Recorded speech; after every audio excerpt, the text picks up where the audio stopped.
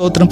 நீதிமொழிகள் 24:29 சொல்லப்பட்டிருக்குது, அவன் எனக்கு செய்த பிரகாரம் நானும் அவனுக்கு செய்வேன், அவன் செய்த செய்கைக்கு தக்கதாக நானும் அவனுக்கு சரி கட்டுவேன் என்று நீ சொல்லாத. கர்த்தருடைய பிள்ளை பழிக்கு பழி வாங்குவேன், கொலைக்கு கொலை செய்வேன், வார்த்தைக்கு வார்த்தை கொடுப்பேன். நீ இப்படி பேசினா, நீ 10 வார்த்தை பேசினா நான் 100 வார்த்தை பேசுவேன். ஹல்லேலூயா. நீ என்னை தள்ளி விட்டனா நான் அடிக்கொடியில் உன்னை தள்ளி விடுவேன். இப்படிப்பட்ட எண்ணம் கூட எண்ணம் உனக்கெல்லாம் காணப்படக்கூடாது. அவன் செய்கிறான், நான் அதுக்கு மேலே செய்வேன். ஓ, சபைக்கு நீ இவ்வளோ காணிக்க கொடுக்குறியா, பொறாமை உள்ளே வந்துடுது. அதை காட்டிலும் மேற்கொண்டு நான் கொடுத்து எல்லாரும் முன்னாடியும் பாரு எப்படி எனக்கு பேர். இப்படிப்பட்ட எண்ணம், இப்படிப்பட்ட காணிக்கையை ஆண்டவர் அங்கீகரிக்கலைங்க. இப்படிப்பட்டது தேவையில்லை. அல்லேலூயா. அவனுக்கு சக்திக்கு தகுந்த காரியத்தை செய்கிறான். உன்னால் என்ன முடியுமோ அதை செய். பெருமை கண்டு நீ செய்யாத, மேட்டிமை கண்டு உன் பேர் பெருமை கண்டு நீ செய்யாத. கர்த்தருடைய பரிசுத்த நாமத்துக்கு ஸ்தோத்திரம். அவன் செய்கிறான், நானும் செய்கிறேன்.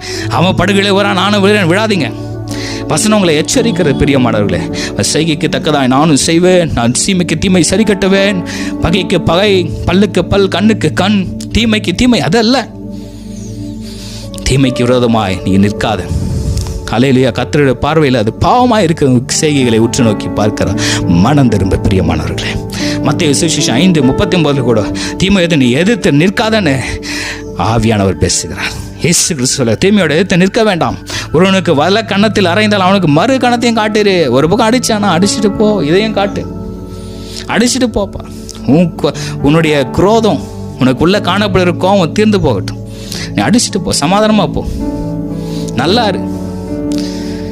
அவனை நீ திருப்பி 4 அடி நான் அடிப்பேன், 100 அடி அடிப்பேன், அவன் செத்து போவாலும் நான் அடிப்பேன். இப்படிப்பட்ட எண்ணம் வரக்கூடாது.